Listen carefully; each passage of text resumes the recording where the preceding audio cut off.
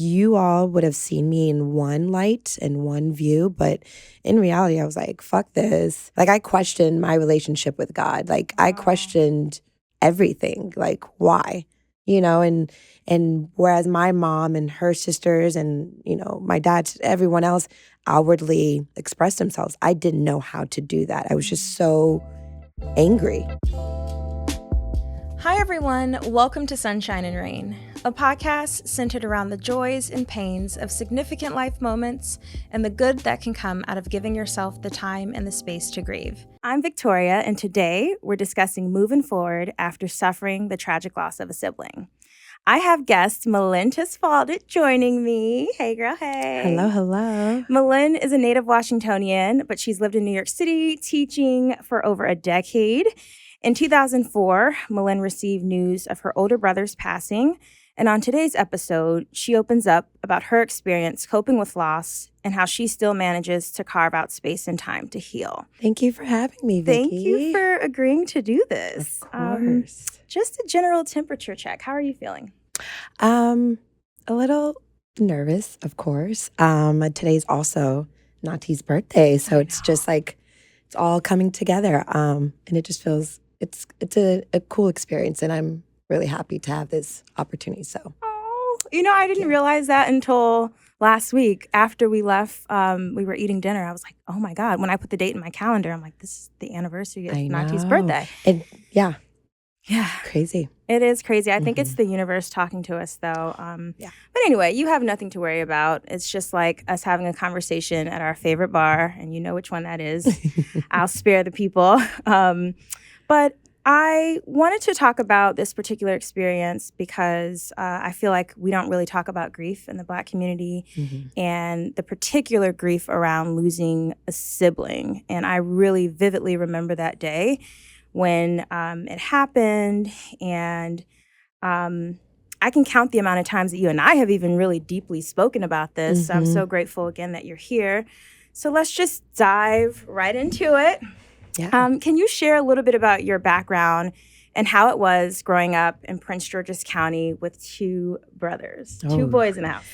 Yes. Well, PG County, Maryland has so many resources, right? But I would definitely say the public system or education system has some flaws and holes. So I think growing up, it was a lot of my parents trying to navigate what education will look like for us and how can they provide us with the best education that they can. As you know, my parents are immigrated here to DC back in like the 70s from Eritrea. So their views on how they wanted to raise their children were very, they wanted to align it as much as they could with their own. So growing up with two brothers in the middle, I mean, lots of just fighting words, you know the deal. I was definitely a little bit of a tomboy running around and trying to be girl. Right. We had the rule when the street lights came on. Chop, chop. Chop, chop, chop. Time to go home. But yeah, I loved every moment of it. And I can remember vividly just being outside in summers. And yeah, that always brings me to a certain place. Yeah. And what was your relationship with, like, particularly with your older brother, Nati? Yeah. So Nati and I are 5 years apart. He definitely was like that brother that would put you in a headlock and give you like a nuggie and, be a little rough with me, preparing me, I think, mostly for like what I would deal with as a female in society. My brother had, not the straightest of paths. He got involved in different situations with people that, or was in an environment also where it wasn't healthy or safe. Yeah. Right. So he did spend time in jail. He was always in and out of those, being in jail. And a lot of times it was always a little rocky sometimes when he would come back home because, you want him to do better. And so there was that like a little bit of a internal battle that I had with myself. Oops, sorry. So yeah, there was that. But whenever he was home, it always felt right and it felt good. Yeah. And you had that protection of like an older brother, and who doesn't want that? Yeah. So, yeah. Yeah, if you don't mind us transitioning into that day, I remember it so vividly. In fact, your parents asked my parents to pick Seal up from baseball practice, and he hadn't like known, he didn't know the news yet. What was going through your mind and your body when the cops came to your door? Yeah. It was interesting because the night before, I was the last person to say bye to my brother. No, like not bye, like as in forever, right? So there's like that double meaning behind it. But I was like, okay, I'll see you later on tonight. Wake up the next morning, went to school, came home, and I remember my mom being in the kitchen, and there was a knock at the door, and I go to the door, and as soon as my mom sees the cops, she just like drops to the ground. And at that time, I was 16. So it was just like, okay, the cops are here and they're just asking, can we see your brother's room? And and they're just asking questions. And the entire time, I'm not fully processing what is going on because I'm trying to do what they're asking me to do. But I'm also like, my mom is freaking out, and just wailing. And it's like she already knew as soon as she saw them, but they wouldn't answer any questions. They were just asking. And you answered the door. Did they ask for your mom, or like you as a minor? I mean, they as soon as they saw my mom like was coming towards the door, but she was, so they couldn't talk to her. It was like physically impossible to talk to her because she's just hysterical. Yeah. So I take him to my brother's room, which was, as we all know, downstairs. He had like his little pad, and I just answered questions. They're like, "When was the last time you saw your brother?" And who did he leave with? And they're asking these questions, and I'm answering as best as I can. But the entire time, you just hear like wailing in the background. And then I just remember my mom calling your mom and your mom coming over, and it was just, it felt like a whirlwind. It wasn't like there was any time to really sit and let it settle in. It was just very much like, your mom came over, then she talked to my dad, and then my dad had to be driven home because he heard on the phone. And then next, just people are coming over because, in our culture, that's very much what happens. Yeah. It's called like a hazin or a lexobate, and people come to the house, and then that's all I remember. It felt like a blur. Yeah. Do you remember what you experienced in your body? Like, did your stomach like feel a certain way, or? It was, to be honest with you, like even I kept trying to take myself back to that time and really think about what I felt. And I think I was numb, to be honest with you.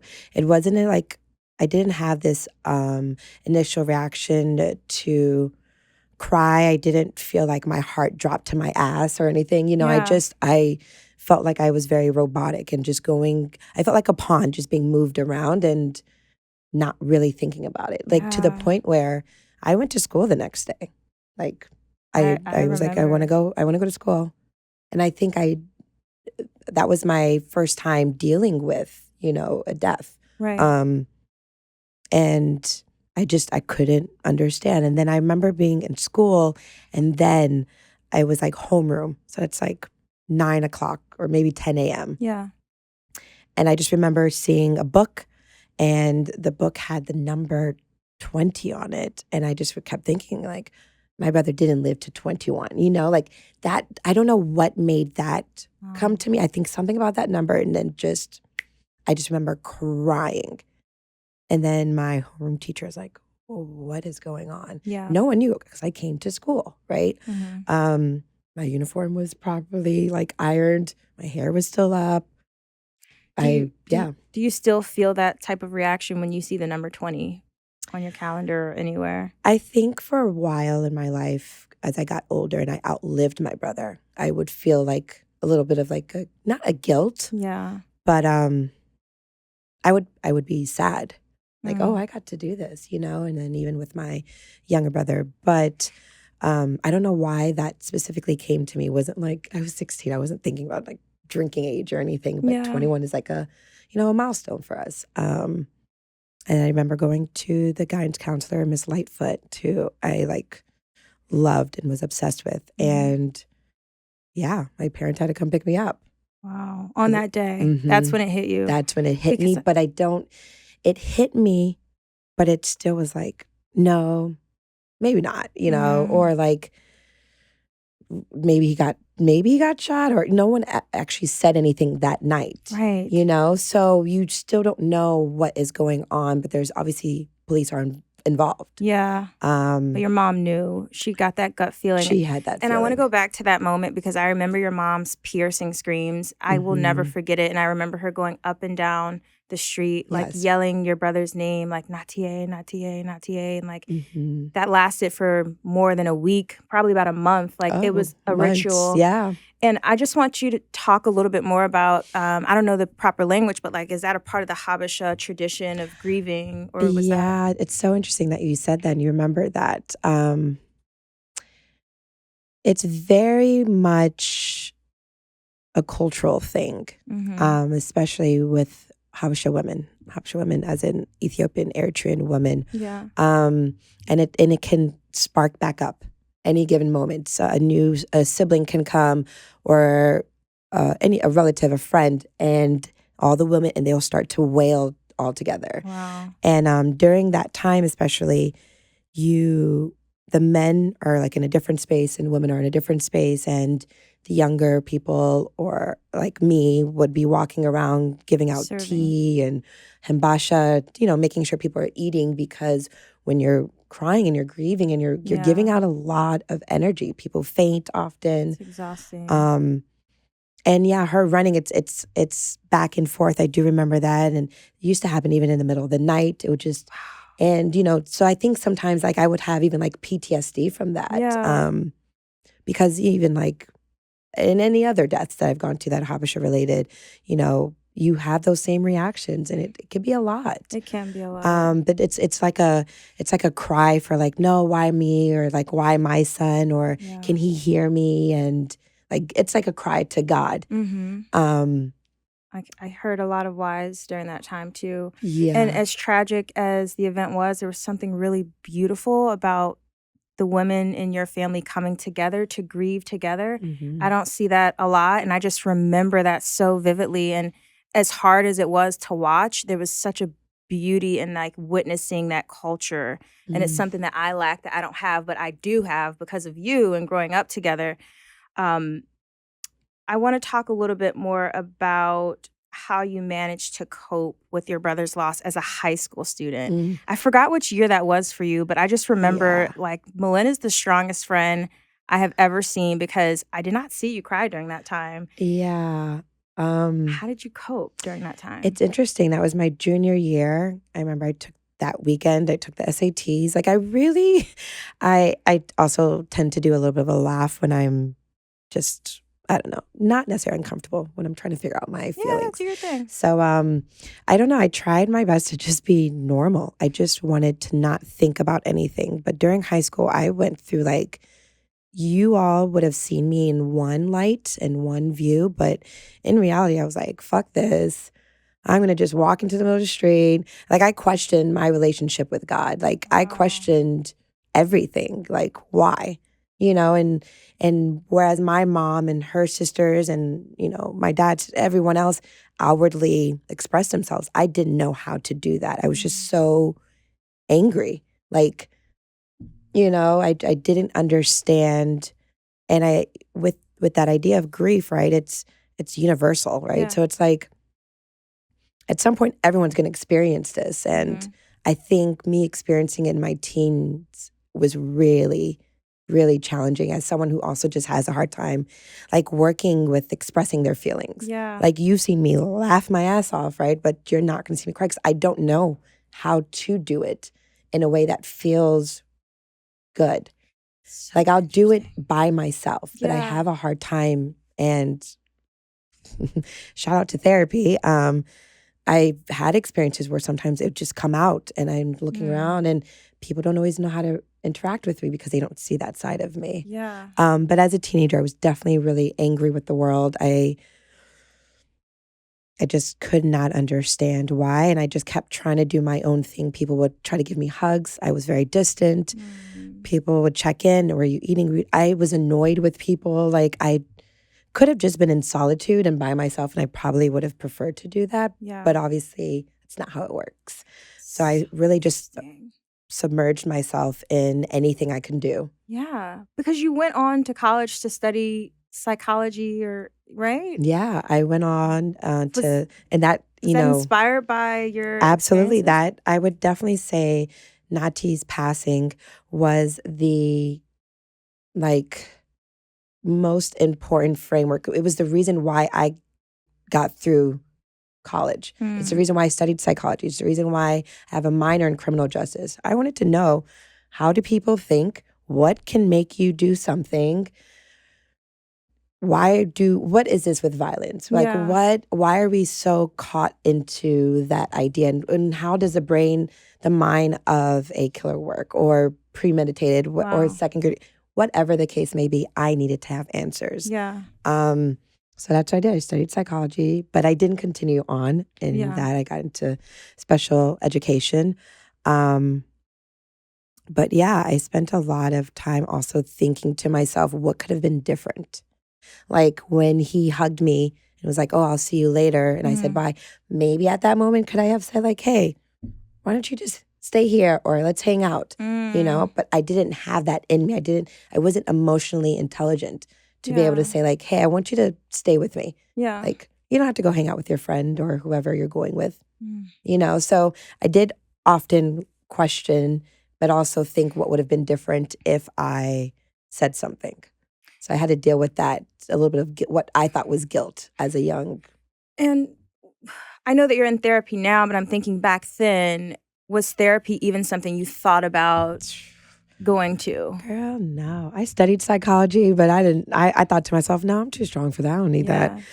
There's nothing anyone can tell me about myself that I don't already know. So why would I do this? Yeah. And there is that like stigma, especially being an Eritrean American. Like I was like, my parents are gonna be like, what the hell is wrong with this girl? Why does she need mental help? What's wrong with your brain? Go to church, or give me like holy water and call it a day, So I couldn't get myself to that point. But like I mentioned, I wasn't emotionally intelligent enough to think, hey, Millen, you're lashing out in different ways, or you're really distant towards people from time to time. And even like my intimate relationships, I would be really distant. It was like you had to climb over barriers that I've placed. And I think it's because I don't know how to place my feelings. And I had that one opportunity at that point, and I didn't know how to deal with it. So I just completely shut down. Yeah. Wow. Yeah, but I wish I took advantage of that, just because also hindsight's 2020, talking out loud about death has been actually quite enlightening and peaceful, or like I feel so content. Cathartic. It is. That's the point of this podcast. I'm so glad you brought that up because that's the whole point. Like, we should talk about this because death is inevitable, grieving is inevitable, and everyone's going to experience it. So instead of hiding from it, why don't we just have open dialogue? So that's another reason why I'm just so incredibly thankful that you're here. And I want to talk a little bit more about like coping mechanisms and how you cope. I know for me, music is my everything. Is there a certain song that comes on or that help you grieve or that makes you think of Nati when you hear it automatically? Oh, yes. It's funny because you and I vibe so much from music. Yes. We've gone to tons of concerts and all the things. So music is very much, if there was a love language, that would be my love language. It's ours. Right. It totally. Is. Boom. So Nati always had this girl that he was dating. And you knew downstairs was off limit if you heard Sade. Oh, shit. D'Angelo. Okay. I'm those two. Yeah, he used to burn the Sade CDs upstairs in my house. He used to like beg my brother to use the computer to burn CDs. And I'm like, what are y'all doing up there? I'm trying to get some burning CDs, so they can get some tail. Oh my gosh! So when you hear Sade, what's the song? Which song? Sweetest Taboo.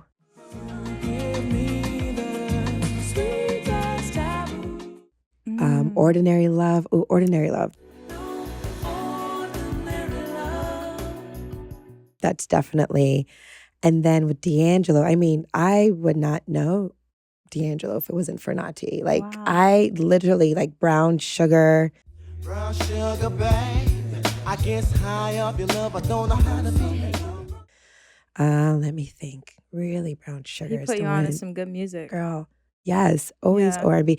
And, like, of course, there's, like, Biggie, Tupac, and such. But those two artists I always associate, and Mary J. Blige. Yeah. Like, what's the 411? Yeah. Yes. What's the 411, hun? What's the 411, huh? I got it going on. Hey, yo, I got it going on. It's like my life, and it's all of that. That's just, that song actually makes me, like, I don't know, it gets me every time. It's interesting because my senior year, we had this retreat, Mm-hmm. and I was asked to come back. Of college or high school? Of high school. Okay. And I was asked to come back and lead a retreat in a group. And I remember playing that song, and I don't know why, but I played it, and the younger freshmen were coming in, and I just started crying, and I was like, Yeah. and I like try to like quickly, cover my face or like bat my eyes, but that song That's the makes thing with me, music. it takes me to a place, and I often think of him. And I think at that time I didn't know that was also a part of me coping, right? Like it was something that gave me life and a Yeah. connection to him, but I didn't put that together at the time. I was just like, let me play some music, let me drown out my thoughts. Yeah. But the reality of it, music like Yeah. helped me. It's It took me healing. somewhere. It's healing. That's the thing with music. It's so healing. And it's triggering. Yes. It takes you back to that place. Every time I hear Umi Says, I think of my dad. And it just takes me back to when he was fighting that battle of cancer. And I cry. And sometimes I embrace it. Sometimes I'm like, I cannot do this right now. I need to change next song. But usually I embrace it. So that's so funny that Nati's with Sade. He was like well beyond his years listening to that in the basement. Like you knew it was happening. You when knew you what heard was that going on. song. It's like, okay, That's well, so can't go funny. downstairs, but yeah. Yeah. So how would you describe your relationship with Nati now that he's in the It's heavens?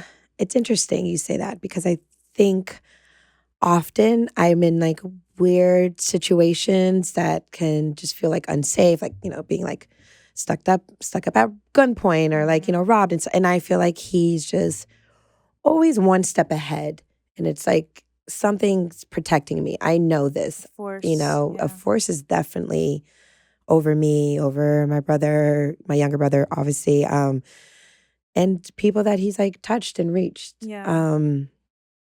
I pray all the time, and I always pray that he is resting, hanging out up above other people that I know.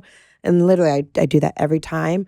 From time to time, I do have like dreams where he might like come to me, and sometimes those moments can be really tricky. Yeah. When he comes to your dreams? Yeah, What just does that because feel like? Can you talk about that? Yeah. I think the first time it ever happened, I was like early 20s. And when he came to my dream, I just remember waking up and bawling, crying. And my, at the time, boyfriend was like, "What's wrong?" And I was like, "He's dead. I don't know why he's here. Why is he in my dream? Why is he in my dream?" I think I couldn't be okay with the fact, because he was talking to me in my dream. And I was like, "But you're dead. Why are you here?" But I needed to I don't know. And at that point in my time, in my life, I hadn't really cried like that. I've had at the funeral, the next day after I found out. But after that, I hadn't cried about Nati, right? And it literally, I was dry. It was intense. But I don't know. I remember just the touch. I can get goosebumps talking about it. But I didn't know how to accept the fact that he was in my dream. And I think he was just trying to say hello. I didn't know that was a thing either until Uncle Junie died and he came to Brandon's dream. And Brandon was telling me how vivid and how real it felt. And I don't know if they call it lucid dreams or something. And he touched him and he was in his room. And Brandon was open to receiving that. And I heard that your loved ones, your ancestors don't come to you unless you're ready. And so I guess that's when you were ready and Nati felt comfortable. But it is a very, very interesting experience. It is. And I think me waking up and saying he's dead, I don't think, in my mind, I don't think I've ever actually said that about Nati. Wow. Saying, how many siblings do you have? I'm like, "Oh, I have a younger brother, I have an older brother, he passed away. I'll talk about it," and just get through it, right? And so I think in that moment, me saying it out loud, it wasn't "Oh, Nati's just locked up in jail." It's no, he's passed. you know? And you need to actually say that out loud. You have to like really sit with that and like lean into that discomfort, which is quite challenging. At 35, it's still challenging, right? Yeah. Who wants to do that? It's easy to just compartmentalize, package this up, put it in a file, close it, and move on. And so that felt tricky. But then as he comes around from time to time. Yeah. He still comes to your dreams? Oh, yeah, he comes. He says hello. And you're more now receptive. I'm like, oh, you just, checking in. Yeah. And that feels really securing and just comforting. Yeah. Mm-hmm. How has this passing shifted your relationship? You're now the oldest now. How's it shifted your relationship with your younger brother? That's so interesting. And what's that age dynamic? I should know this. 3 years? Oh, 4? Siomai and I are 4 years apart. We're 3. He's 4. Okay. Yes. So I always stole his shine because I was graduated. Mm-hmm. And he would graduate from something that was like below me, So, but with that being said, it's interesting. Sometimes the responsibility that parents put on their children can be quite daunting and overwhelming, especially being the eldest. Yeah. And I didn't choose it. It just happened, right? So I think people are born in a certain like order for a reason. Yeah. And I think it was just, I think God was like, well, hey, could happen, but I think she can handle it. I think I can feel overwhelmed because there's this idea of like, you need to protect your brother, check on him. Oh, he acting up, go check on him. Yeah. And sometimes you don't want that responsibility. Or there's like, okay, well, my parents will ask like, when are you going to have babies? When are you going to get married? And I'm like, marriage. I was That's your like, mom for sure. That's her, and I'm like, well, if I had my older brother, then the pressure wouldn't be on me so much. But I think also being a female, it's just a different type of expectation. And I know gender, like, norms, like my parents still believe that the woman should do certain things that the men don't do. And that's just their way of thinking. But I just always feel like I don't want this responsibility. I don't think I'm really quite ready to be the eldest or the older sibling. But I think Siomai and I try to do a good balance of checking in on each other and our parents and making sure they're good too. And so it doesn't always feel overwhelming. But at first I was like, I didn't ask for this shit. Yeah. I think you guys do a great job at it. Thank you. I consider myself family. We literally knowing you since I was 3. And I just remember eating dinner at your house all the time in Jeddah. And your older brother loved you know what his favorite meal was, right? From my mom? Is it smothered, lamb chops? Pork chops and gravy. And gravy. She hasn't made that in forever. We rarely eat pork now, but she that was his favorite meal of hers. Going back to therapy, because I wanted to dive into that a little bit more. I know you were reluctant when it happened, and you're in therapy now, but what made you take that leap and say, you know what, I want to lean into getting the help that I need?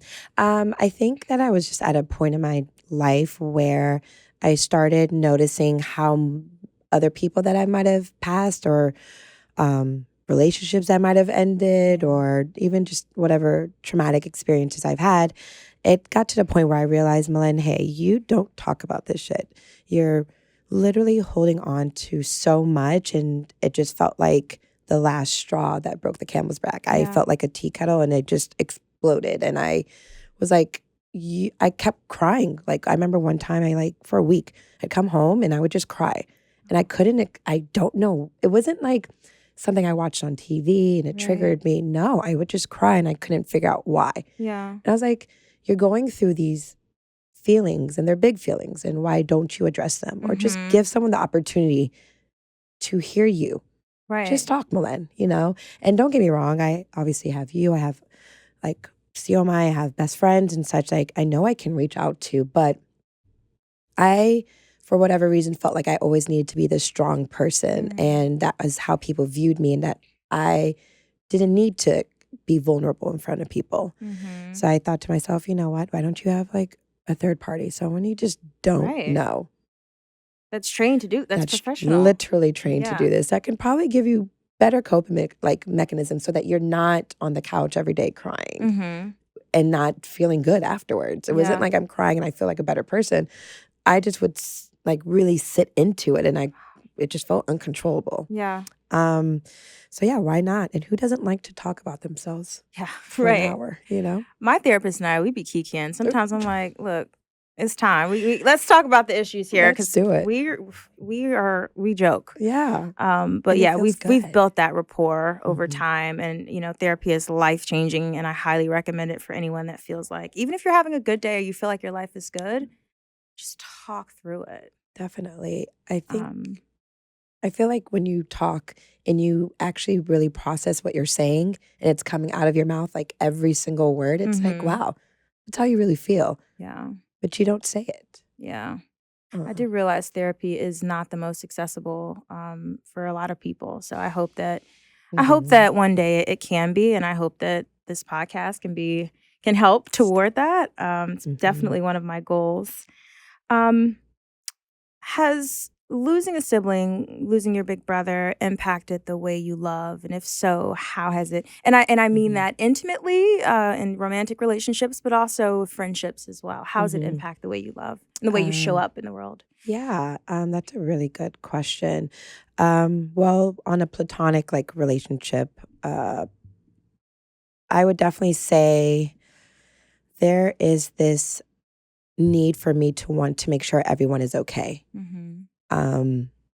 And I think that comes with like trauma, right? So it's like, I love you so much that I'm going to constantly pray for you. And then I'm going to like randomly check on you. And then if I don't hear from you, I'm going to worry. And then, so it can get really like obsessive. Yeah. But then I do this thing where it's like, I'll see you and it's a word vomit. And then I feel really good. And we'll get food and drinks and kiki. And then I'm like, okay, all is fine, Millen. Chill out, Yeah. I'm a person that my way of showing people I love them is spending time with them, quality time. Yeah. And that's in all aspects, especially one-on-one quality time. I'm not talking about big groups. Right. Because then I get lost in those like intimate moments, or those moments of like really connecting with the people I love. So anytime I can to hang out with whoever, I would prefer to do that. Yeah. And I think that comes from this idea of like, I didn't have enough time, what felt like, with my brother. So it's like, sometimes I just need to have that, right? I need to find a way to make time to do something with the people I love, because you don't know if that's going to be the last time. You just don't know. Right. And I would never want to have any type of guilt or shoulda, coulda, wouldas, not doing that. As in relationships, I think it just, because I know you can like lose someone in a snap of a finger, sometimes that makes me nervous to get too close to people. Really? Yeah, it's actually, I don't know. It's like a double-edged sword. It's like I want to do this thing, but then I get so worried that I could lose you too. It's quite alarming. I should probably dig in a little bit deeper with that with my therapist. So I create these barriers, and it's like the Great Wall of China. It's just like, if you stick around and put up with me kind of being a little distant or cold, and you continue to work through, then I start to like release those barriers and I feel more comfortable.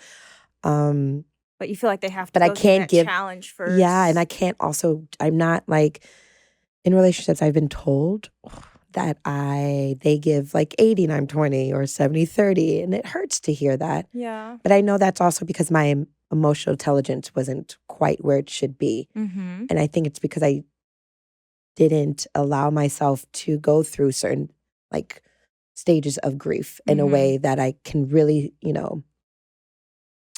really accept what has happened. Yeah. I just kept pushing it to the side. So with that, that often can come up in relationships. And even sometimes like relationship with like my parents, like I could be a little distant. I can have like very superficial, like shallow conversations. And I think sometimes because I don't want them to like start to worry about me or anything like that. Living in New York, Black female, come on, like it could be scary. So I'm often, I think, putting myself in other people's shoes because I want to make sure everyone else is comfortable. Yeah. But I do have this like sense of like needing to like hold on tightly to. So you'll even know, all my best friends. Like, I've had them. That's it. Like, I hold on close and tight. I'm like mama bear. Yeah. But I don't think I with myself can do that. Like the way I could be protective over you all, I don't always feel like I do that with myself. Like protecting yourself and putting yourself first. Yeah. But I think with relationships, I'm trying to do better with that. Like not just making sure everyone else is comfortable. Like, hey, Millen, are you good? Yeah. And I think that's something I'm also just working on. How do you check in with yourself? What does that look like, sound like, feel like? Ooh, that's a good question. Journaling. I journal.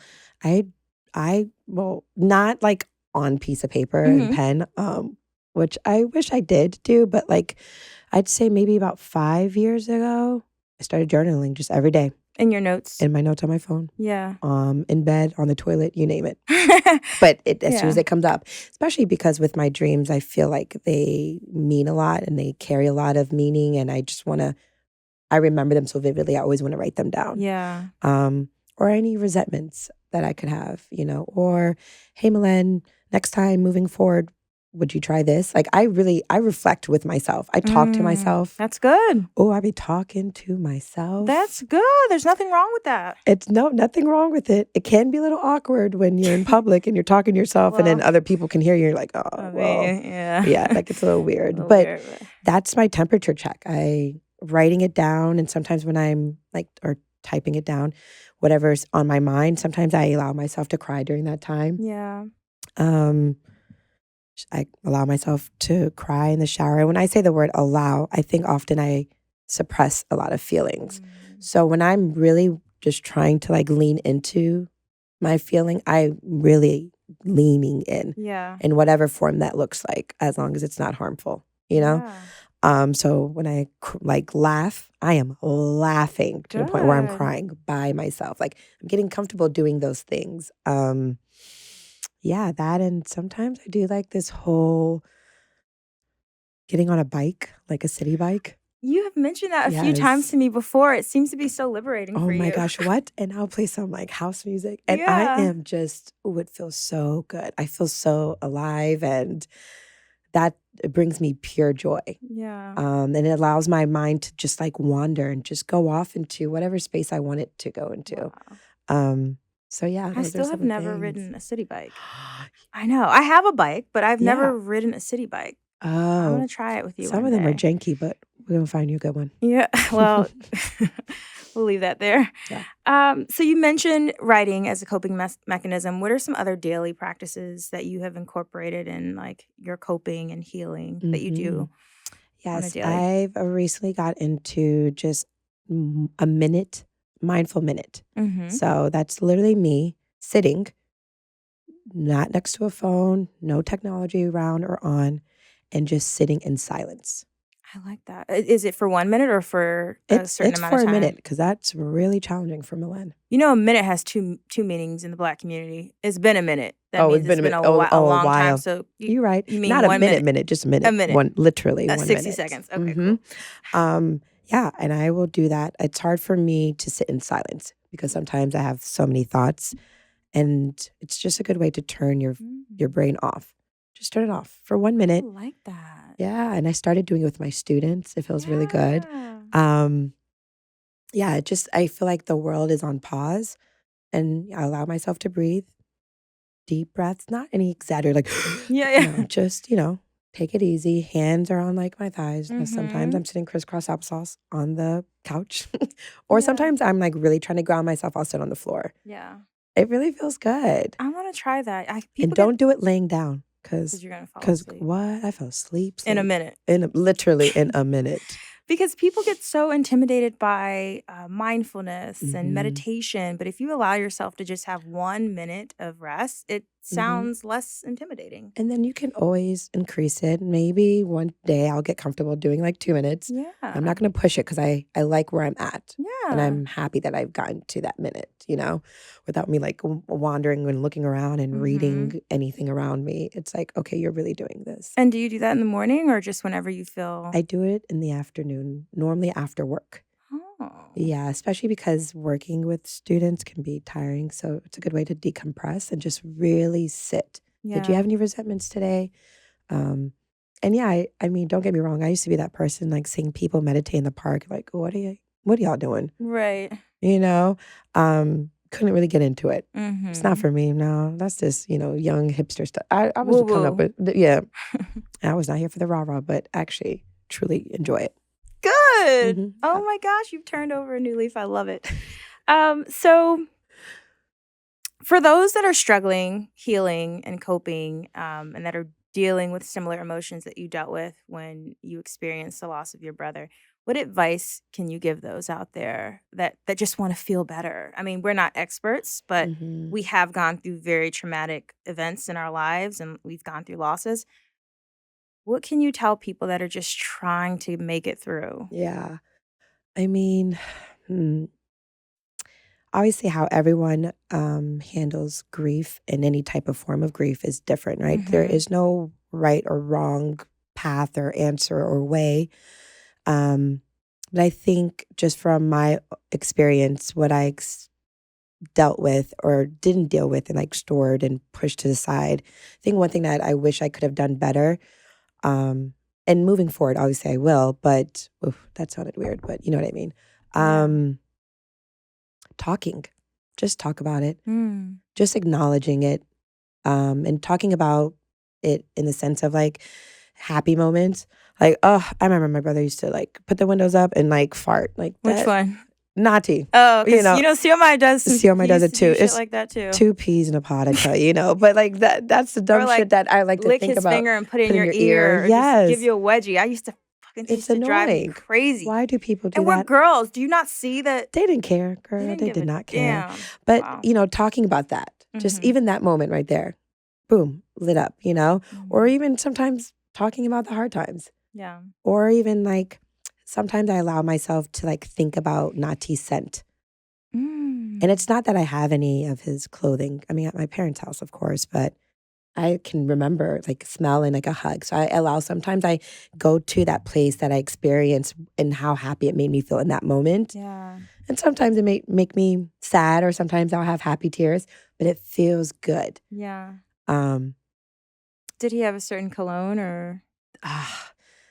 What's so funny is Papa actually has the cologne and it's like discontinued. It's at home in his office. I can't think of the name, but I know what it smells like. Mm-hmm. But just talking, I think, I mean, bottling it up, it really, affected me. It hurts. Yeah. And it took me however long to get to this point where I can even say his name or say things like, oh, yes, I had an older brother who passed. Pause. Yeah.